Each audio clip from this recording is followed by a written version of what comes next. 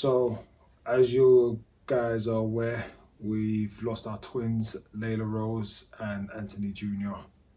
And we're just going to be talking about grief and how we are dealing with it. So, go on. How are you dealing with it? I'm generally not dealing. I'm not gonna say dealing with it. That's why I need you sitting here, because it's like a three-way conversation. So if you sit there, I like this corner. you could do it, but it just does not look. Yeah. You know I'm not editing. I am not gonna edit this. Just there. Yeah. So we said how I'm dealing with it. Making me move.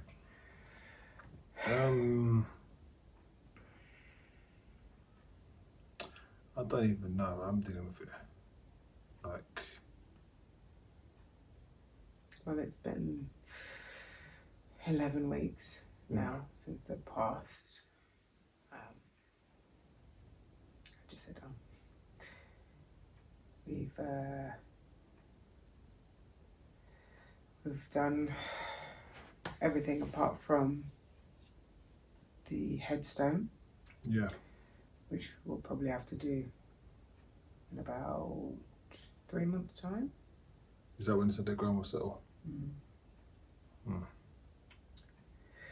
So, talk to me about your emotions. Like, how do you feel? How do you feel on a day-to-day? Day-to-day. Well, when I get up, it's weird, because some mornings I'm alright, some mornings I'm not. I find when my mind is distracted, yeah, you're good. Like, I'm not saying good, but my mind is distracted. But when I'm in my thoughts, When you have that downtime. Yes. Yeah. That downtime is where I could, it just hits me, and it comes like a body, like a liver shot. Like it just takes me off my, damn, I said but it takes me off my legs. Like literally, that liver shot just hits, and there's nothing you can do about it. You can't get up from it. Yeah.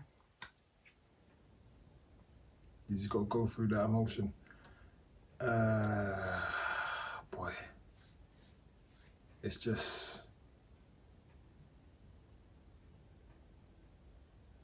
it's just hard to deal with when you get that liver shot. So what are the things that you're doing to try and, help yourself in those moments? Do you ride it? Do you just, do you crumble? Do you allow yourself to have that space? Like, what are you doing? I go through the emotion, because, like I said, when you're getting a liver shot, you just have to go through the emotion. You have to get back up on your feet. Because I know it's weird, because I know I'll keep using a boxing analogy, but it's that whole thing of, you get that liver shot. Yeah. There's ones that literally, when I say they take you off your legs and you cannot get up. Like, that's at the beginning. Yeah. Yeah, like, there's nothing I can do that I can get up. Then there's some liver shots that you get that it takes you down to one knee. When you're down on that one knee, you have a choice there. Like, can I get up or do I stay down? And what I do, I get up, and how I get up is knowing that I'm not the only person that's going through this. That there's so many people going through this. Like, I want to say when we lost the twins. I'm not sure when, but I always remember this is when our sleeping pattern was completely messed up. And I remember I slept around, 5, 6 in the evening, and then got up around 8. And then remember I told you that Francis Ngannou, Yeah. his son, Had passed after 18 months. And you're just like, it hits you. I just feel... It's funny because a friend of mine sent me some books and a podcast to listen to not long after the twins had passed, and at the time I was like, I don't want to listen to this. I don't want to read this stuff. Like, I was in my own kind of pit of just pain and, you know, disbelief. And coming out, you know, 11 weeks on, I find myself gravitating to these podcasts and these pages where people are talking about their loss, and the group that we went to with the other parents who have also, you know, experienced loss. And I'm listening to these stories and I'm hearing these people's pain, and it's in a way helping me with mine, because exactly like what you just said, it just made me feel that I'm not alone.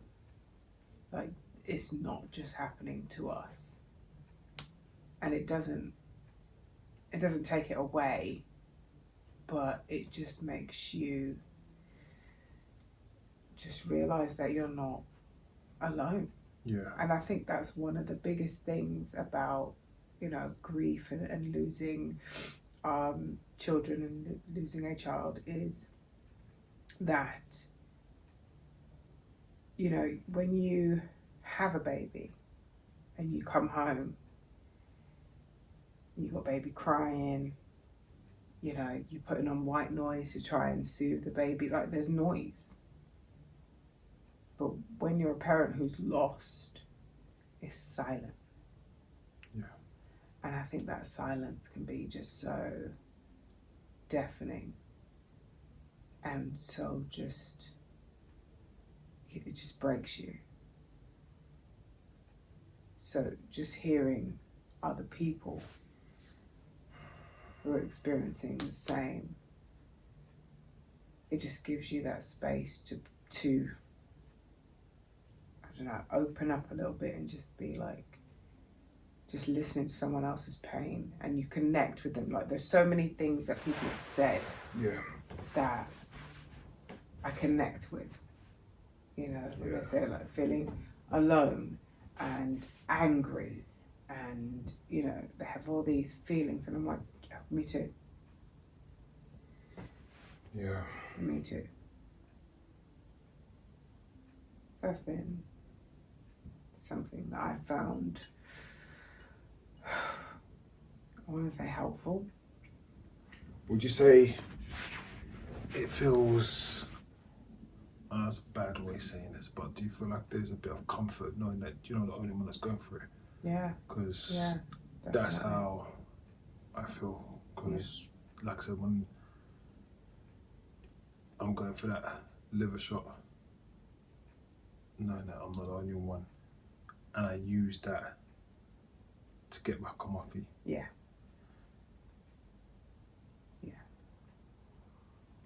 When it comes to, because I remember that one story. Look, everyone goes through the grief differently. Everyone's story of losing a child is different. Yeah. Like, and you could have people who maybe have a story identical to us. Yes. But their grief could be completely different. Do you remember when we was at that and I was saying about, I would have been not okay, but if they didn't have a heartbeat. but that's me saying it from this side. Yeah. I feel standing by that, I would still feel okay with it. But the only reason why I changed my mind on that, Yeah. It's because that woman. not really because of that woman, Mm-hmm. it's more because of you. Go on. If that had happened with the twins, them not having a heartbeat, with you, it will be, the guilt will be mad on you. Yeah. Because she didn't really say that, but just looking on it, if the heartbeat's not working, that will Yeah. more Yeah. That hit would you. get me. Yeah. What have I done? What did I do? What didn't I What do? did I do? What did I eat? And she did say all those Yeah. things as well. Like, Okay. about getting in the bath. Was Yes, the she did water say, too yeah. hot? Did I eat the wrong thing? So you look for A reason to blame yourself. Yeah, you do. It's natural human behavior, isn't it? Something's gone wrong. What did I do?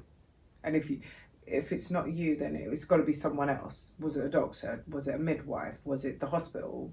What happened? And we look for answers. And then when we can't find the answers, we revert back. So it must have been me. Yeah. Yeah.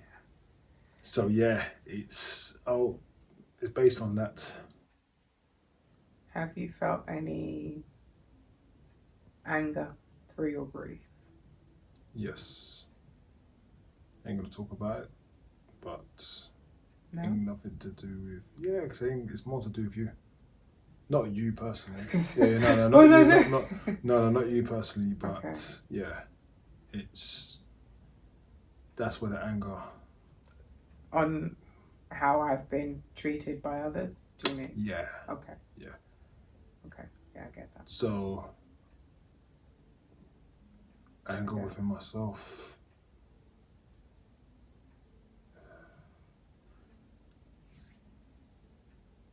No, I wouldn't say anger with. Obviously, I'm always trying to find a way to blame. Okay, what could have I done? Like, what research could I have done? Do you get what I'm saying? You can't really blame yourself for not knowing, because until you've experienced this, you won't know. Yeah. You won't, or unless you had someone who's closer to you, who's been through it. So you haven't experienced it, but someone who you know has. That's the only way. It's like, do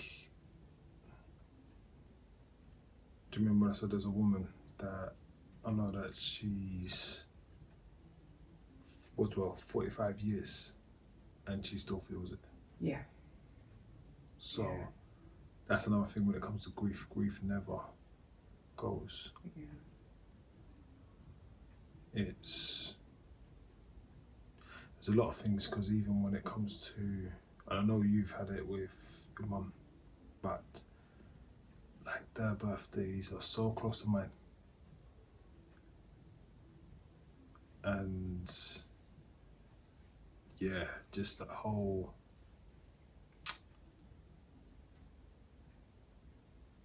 yeah, there's even, like I said, that even just making sure that I will go down there and just be with them.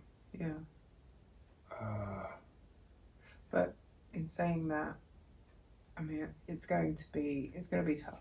When we come up to the year anniversary and their birthdays and due dates and all of that, it's going to be really hard. But there's one thing that I would say that I've taken from the counselling.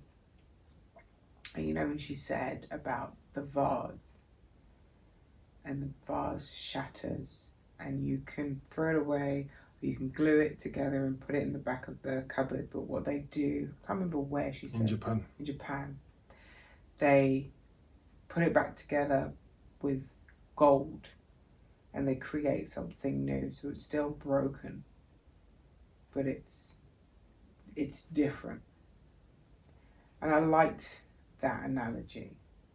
I don't know how we're going to get to the gold in the vase yet, but I like that analogy because for me, I just feel like, okay, yes, this has happened, and right now I'm in my angry stage. Like, I know I am. I'm really angry at everything right now. But at some point, what we've been through has to mean more than just pain. There has to be something that comes out of this. This is for me personally. I don't want to. I'm allowing myself to be in this grief right now. I'm allowing myself to feel it, to own it, to cry when I need to cry. But at some point, I need that vase with the gold in it. It needs to be something.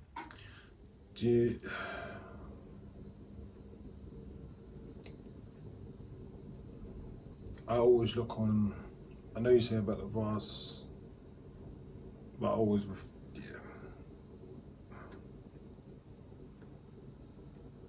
okay, we know that it holds water and all that kind of stuff there. That glass, obviously, when it comes to a glass, and you can paint that gold, but the truth is, the paint, whatever you want to put on gold, leaks will always show. There's nothing you can do that will. No, it's broken. Yeah, it's broken. And we know it's broken. The leaks will show. Now, my thing is, when it comes to Layla and Anthony, I just want their legacy to live on when I'm gone. That is it. So that, like, to me, that their names will live on. Does that make sense?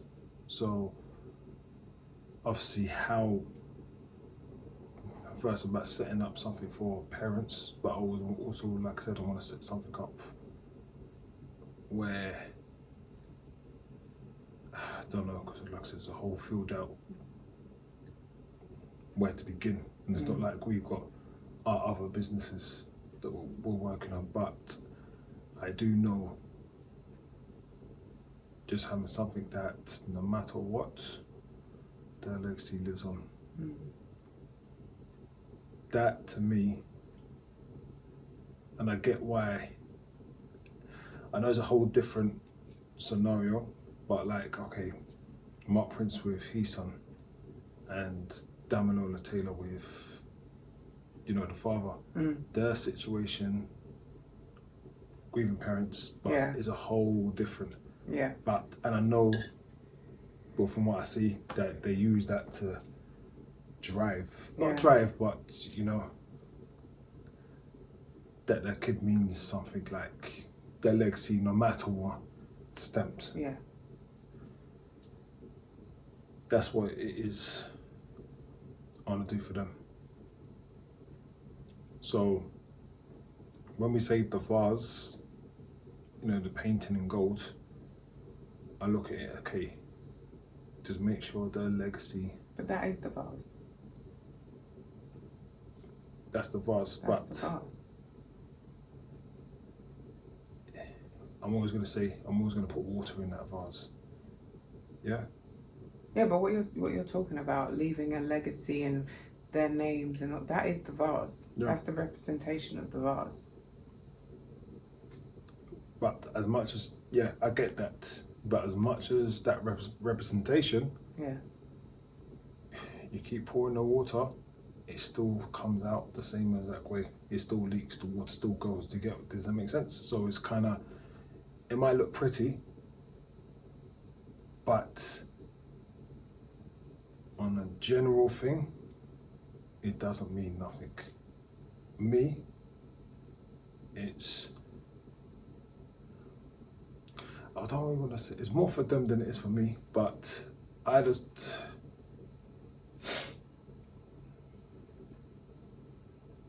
with their legacies living on, it's like their life meant means something. Like, I can't give them a first birthday. I can't have no like, because all these things like grandkids with them, like even like what I said, looking at when we're going to watch Bad Boys 2, so Bad Boys 4, Oh, and I'm not gonna ruin it, but there's that scene that got me emotional, and there's that whole thing of letting go, yeah. and that just hit me differently. Yeah. Yeah, because it mean a lot more. Even BMF, like, I'm not gonna ruin. Well, people might have seen it, but when it came to the cop, his son got killed in prison, and him going in and seeing his son, it's like it just hits. It hits different. Yeah. Like when you've actually gone through it not once but twice. Yeah. So yeah, grief. I can't tell anyone how to deal with grief. The only thing I could just say, you're just gonna have to. It's happening. You just have to go for it. And like I said, if on the boxing, you get that gut shot, you get that liver shot, it takes you to your knees. How do you feel in terms of like your friends and family reacting to your grief? Like, do you feel like they are supportive in your grief, or because not everybody can handle our situation. Some people will be like, I'm here, what you want, what you need, like, boom. And some people just do the complete opposite and just go. Okay. I'm not gonna deal with this because it's been much, and maybe I'll come back when you're in a better place. Me. Okay. I always want to go back to. Yeah, I like going back to this, but not like going back to this, but it's a realization. All right, let me start off with my friends. Now, all being supportive, but me being me, I'm always gonna not show that vulnerability. Yeah, not sure that. Like, obviously, like, talk to my boys and say, look, of course I'm breaking down on all that kind of stuff there. Like, it'd be unhuman not to. It's your own kids, and anyone that says, oh yeah, they ain't gonna break down. Yeah, you ain't gone through it. Do you get what I'm saying? Now, obviously, it's where you break down. Yeah. Yeah.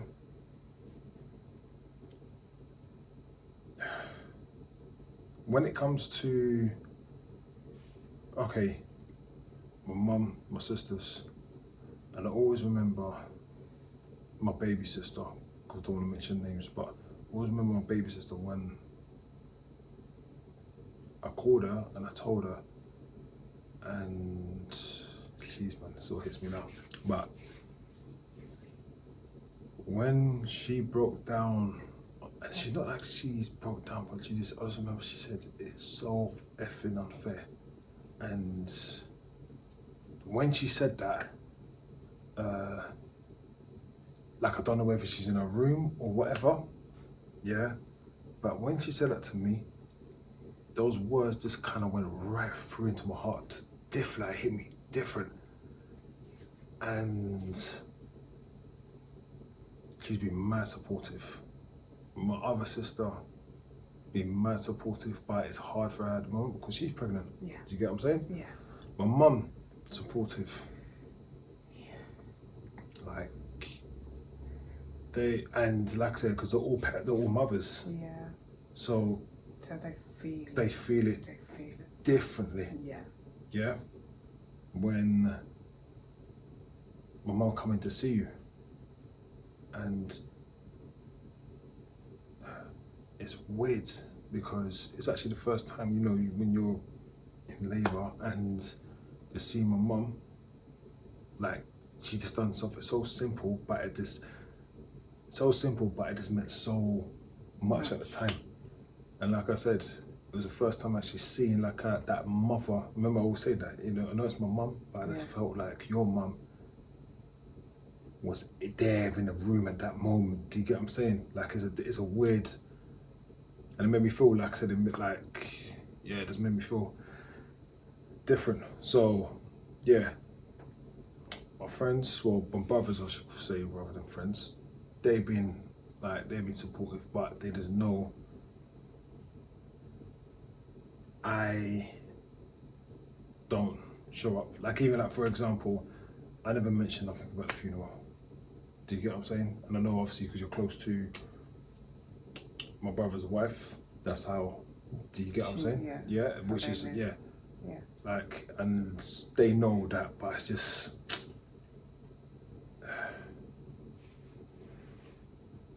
when it comes to your own kids, and I know it's a man's thing to do, and like I said, you're a woman, but it's a man's thing to do.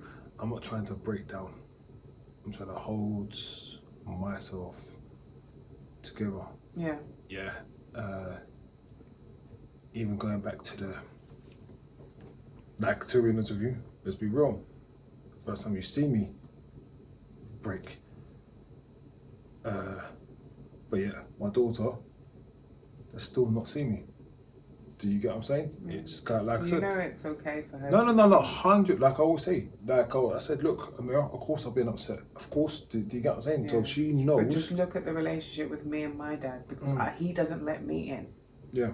He doesn't let me see his emotions. So don't be scared to let her see you, because it lets her know that it's okay.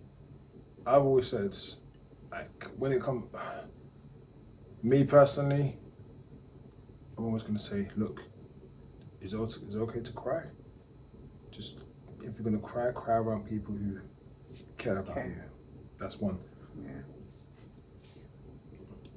As me being a man,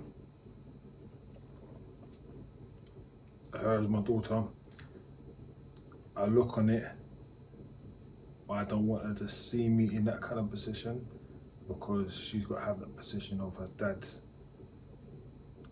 If she's upset, I can comfort her. Do you get what I'm saying? You can still comfort her with tears in your eyes. Nah, that's no.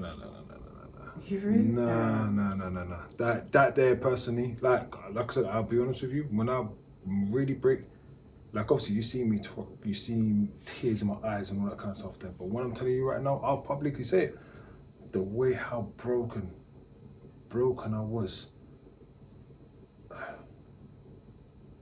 Like I've never cried like that in my life. Yeah. Do you get what I'm saying? Like when people that thing, yeah. Like it's a different. The heartbreak, there's just so much that even when it comes to like heartbreak, when people go through heartbreaks, I totally get it now. Like so much things I get now.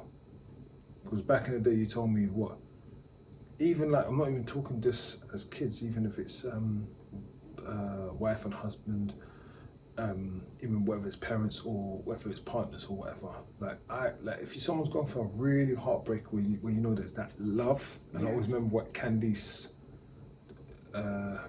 said to us. That's the bereavement. Midwife. We're gonna have to pause this. This is what happens when you are a kid. So we'll pause this and we'll continue.